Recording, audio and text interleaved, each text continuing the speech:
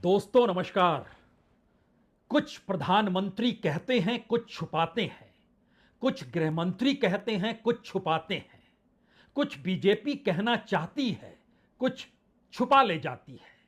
और इन तमाम चीजों से जुड़े हुए जो जानकारियां जनता के बीच आनी चाहिए, उसको ढकने के लिए अदालती रास्ता भी अख्तियार कर लिया जाता है और बात सामने आ नहीं पाती है। लेकिन इन सब के बावजूद प्रधानमंत्री लगातार रैली कर रहे हैं, रोड शो कर रहे हैं, अपनी बात को रख रहे हैं, विपक्ष को निशाने पर ले रहे हैं, लेकिन कुछ छुपा रहे हैं। गृह मंत्री अमित शाह लगातार मीडिया से संपर्क बनाए हुए हैं, इंटरव्यू भी दे रहे हैं, अपनी बातों को रख रहे हैं, विपक्ष को निशाने पर ले रहे हैं।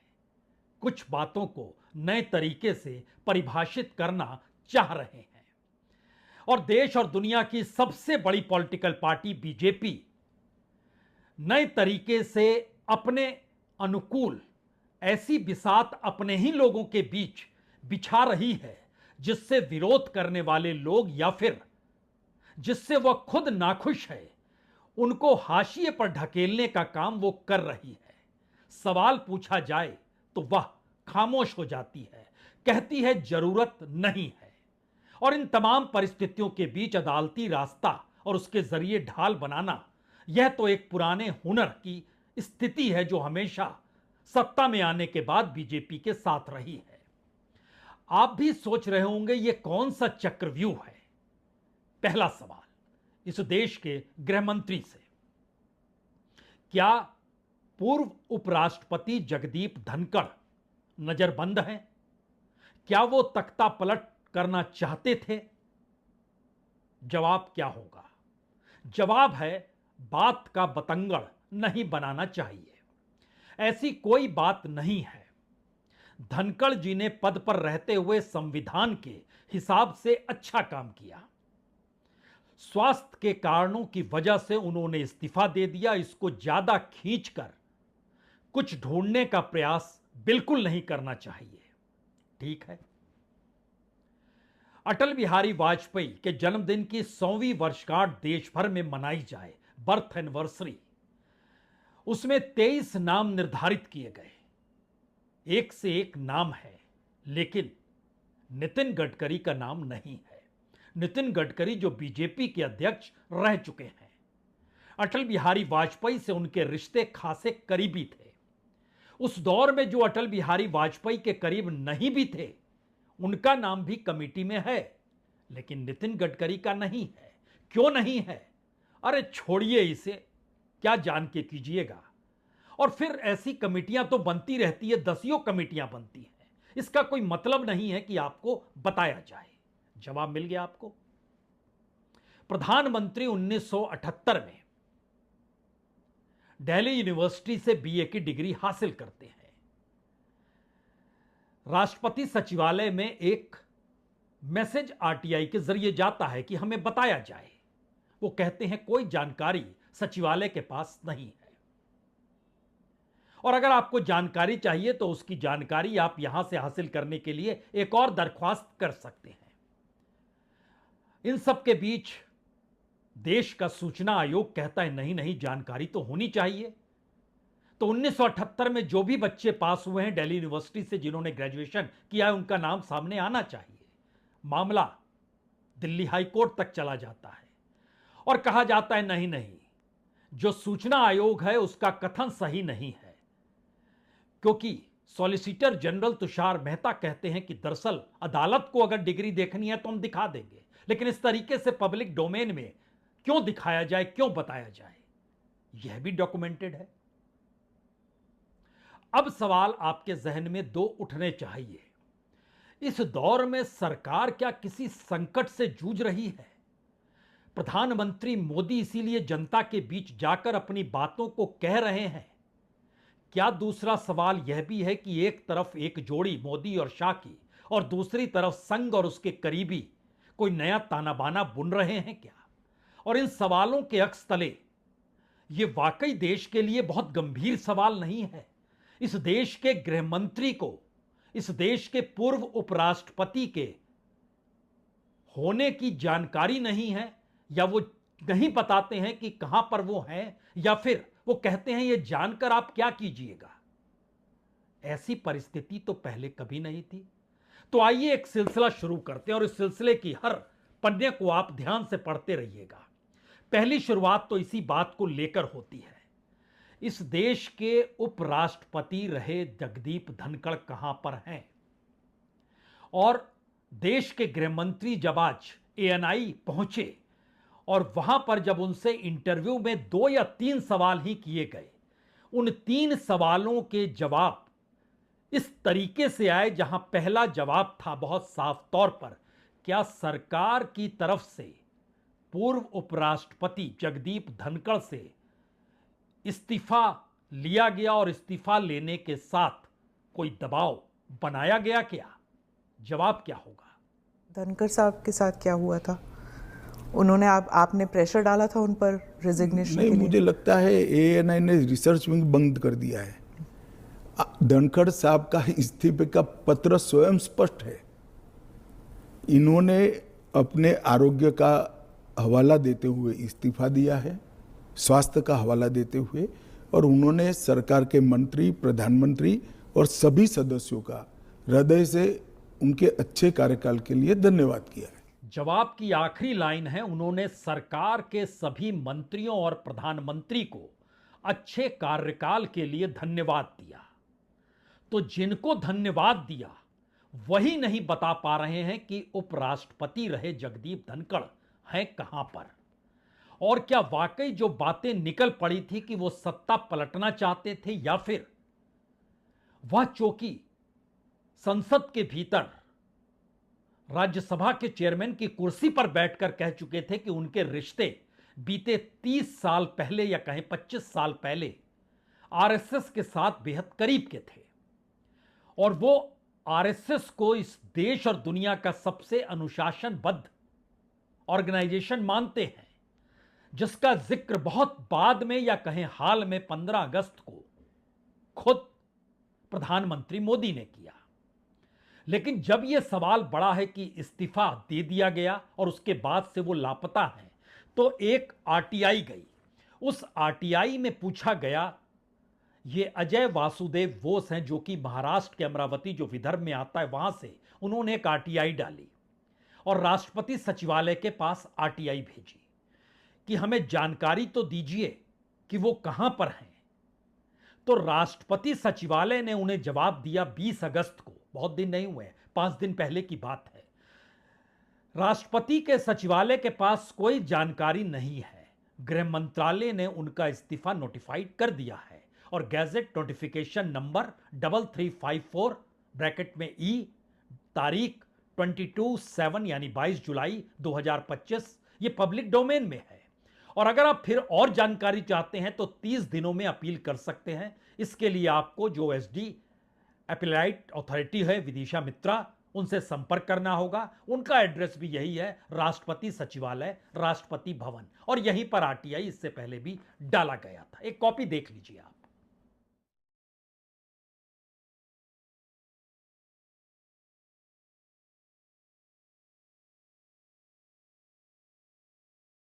दो बातें हैं इस आरटीआई के जरिए मिले जवाब में। एक तो राष्ट्रपति सचिवालय को कोई जानकारी नहीं है, और दूसरा सारी जानकारी गृह मंत्रालय के पास हो सकती है क्योंकि उन्होंने ही उनके इस्तीफे को नोटिफाई किया था और गेस्टेड नोटिफिकेशन उन्होंने निकाला था। और गृह मंत्री आज एएनआई के सामने बैठे थे और उनसे सवाल जवाब हो रहे थे। कई दूसरे सवाल जवाब भी थे, लेकिन महत्वपूर्ण था पूर्व उपराष्ट्रपति क्या वाकई जब पद पर थे तो वह किसी तरीके से नजरबंद तो अभी है, लेकिन उससे पहले क्या वह इस देश में तख्ता पलट करना चाहते थे?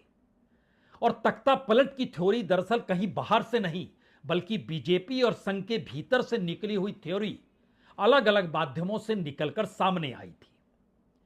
अब सवाल था कि इसका जवाब कोई क्या देगा, लेकिन गृह मंत्री चूके नहीं।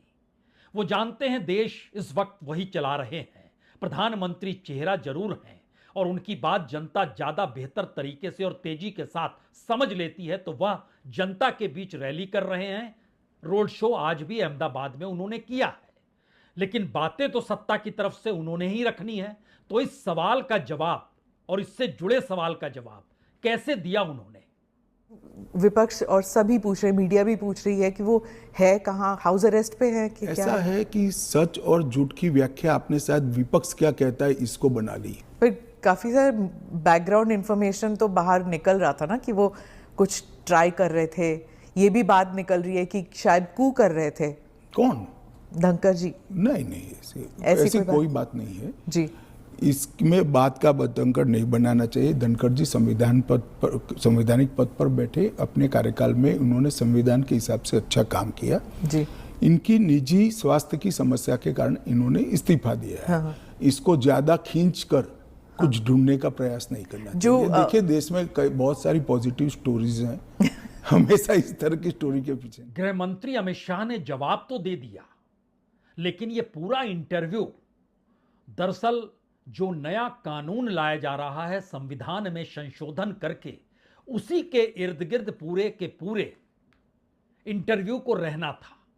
लेकिन चूंकि उपराष्ट्रपति पद का चुनाव भी हो रहा है और उपराष्ट्रपति जो इंडिया गठबंधन की तरफ से हैं, उन पर तीखी टीका टिप्पणी और विचारधारा को लेकर उनको नक्सलवाद से जोड़ा भी गृह मंत्री ने ही, जिनका दावा है कि अब नक्सलवाद खत्म हो चुका है, खत्म हो जाएगा जो बचा हुआ है। बावजूद इसके तो गृह मंत्री को यह उम्मीद रही नहीं होगी कि जब यह सवाल आएगा तो वो जवाब कैसे देंगे। इसीलिए उन्होंने अपने जवाब में खुले तौर पर कहा कि बात का बतंगड़ नहीं बनाना चाहिए। यह सामने वाले के लिए एक सीधी धमकी है, आप बतंगड़ मत बनाइए।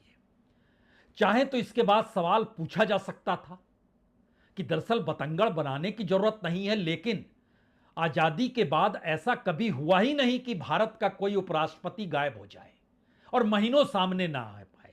इससे पहले ऐसा इस्तीफा भी नहीं हुआ और इससे पहले इस तरीके से किसी को उपराष्ट्रपति भी नहीं बनाया गया और इतनी बेहतरीन तरीके से उन्हें जीत भी हासिल हुई और एक झटके में उनकी तबीयत ऐसी बिगड़ी कि कौन डॉक्टर देख रहा है यह भी कोई नहीं बतलाता है।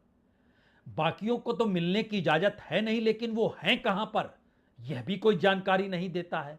तो ये तमाम परिस्थितियां सस्पेंस को और ज्यादा गहराते जा रही है और ये गहराने की परिस्थिति मौजूदा वक्त में देश की उस हकीकत को सामने ला रही है जिस हकीकत में वाकई क्या सरकार के भीतर अपने ही भीतर से संकट है।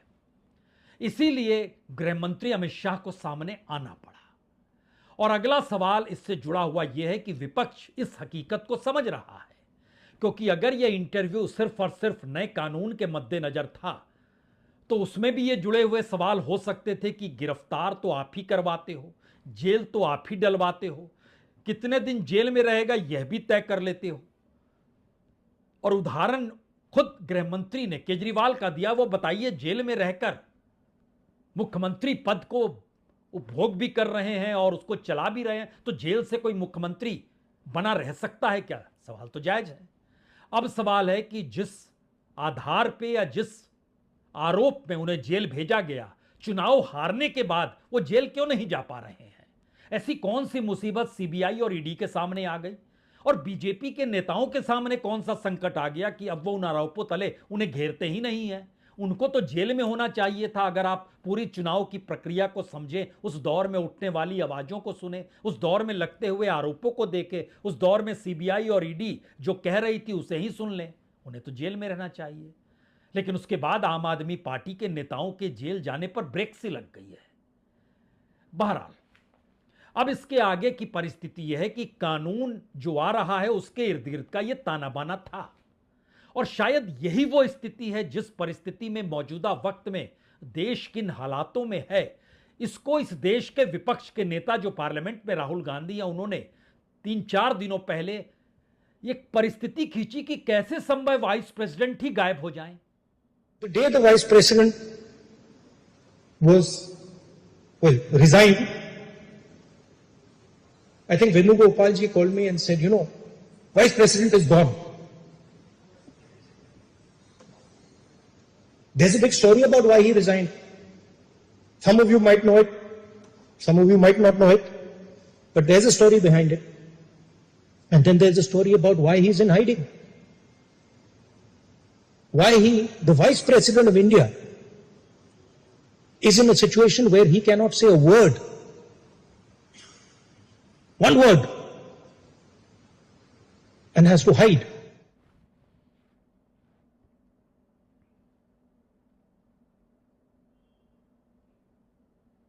यानी सवाल यह नहीं है कि संसद से सड़क तक या फिर इस देश के आम शख्स से लेकर खास शख्स तक यह एक सस्पेंस की स्थिति है कि इस देश के भीतर उपराष्ट्रपति कहां गायब हो गए और उपराष्ट्रपति क्या वाकई नजरबंद है या नहीं है, या फिर उन्होंने ऐसा कौन सा काम कर दिया जिसके बाद उनका इस्तीफा हो गया। हेल्थ रीजन होते हैं तो डॉक्टर्स भी सामने आते हैं और अक्सर इस देश में कोई भी वीआईपी बीमार पड़े तो उसकी रिपोर्ट बकायदा डॉक्टरों के जरिए दी जाती है। और जब राष्ट्रपति के बाद दूसरा पद उपराष्ट्रपति का हो तो ऐसे में और ज्यादा गंभीर तरीके से हर दिन सुबह या हर दिन सुबह शाम दोनों वक्त डॉक्टर्स रिपोर्ट जरूर देते हैं कि व्यक्ति की तबीयत कैसी है, लेकिन एक झटके में ना तो तबीयत की जानकारी और तबीयत तो दूर व्यक्ति की ही जानकारी नहीं है।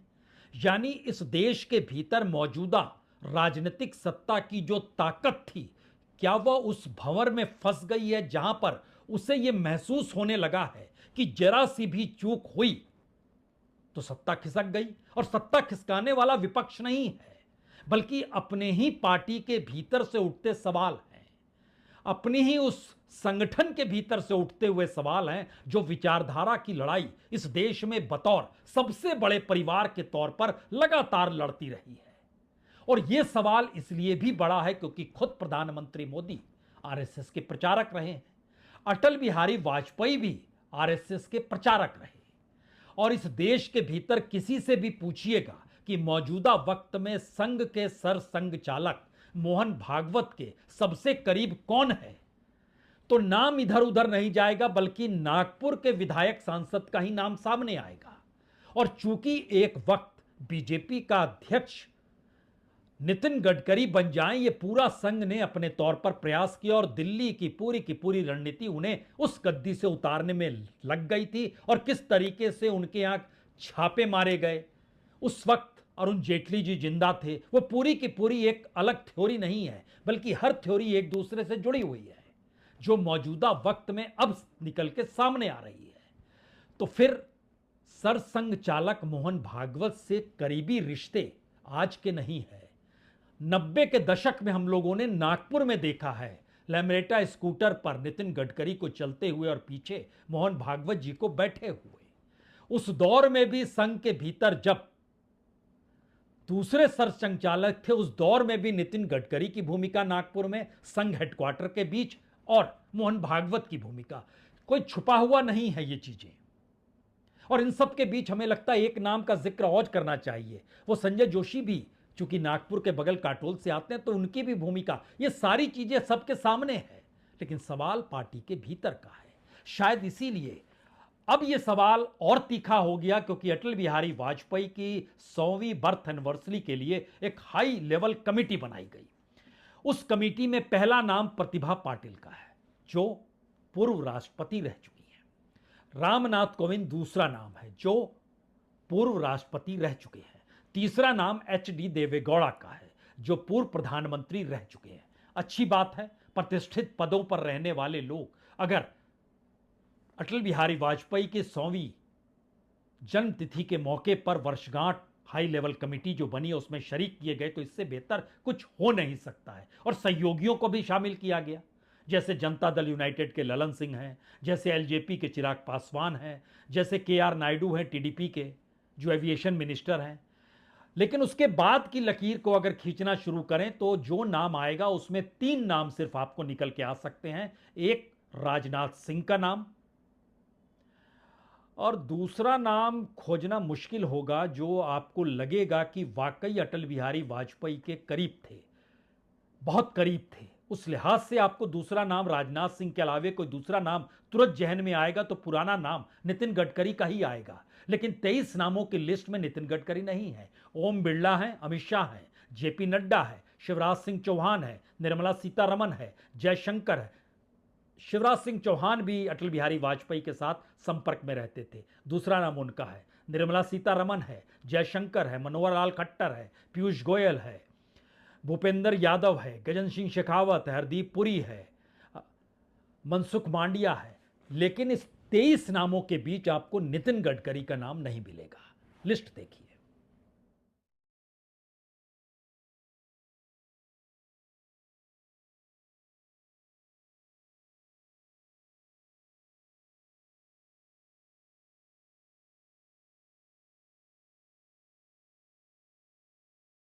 अब इस लिस्ट को देखकर आपके जहन में बहुत सारे सवाल होंगे, लेकिन 3 सवाल सबसे ज्यादा महत्वपूर्ण हैं। पहला सवाल तो वाकई यह है, क्या सितंबर के महीने में प्रधानमंत्री मोदी रिटायर हो जाएंगे? इससे जुड़ा हुआ दूसरा सवाल आपके जहन में आएगा, अच्छा रिटायर हो जाएंगे तो प्रधानमंत्री कौन बनेगा? क्या उसमें गडकरी का नाम है क्या?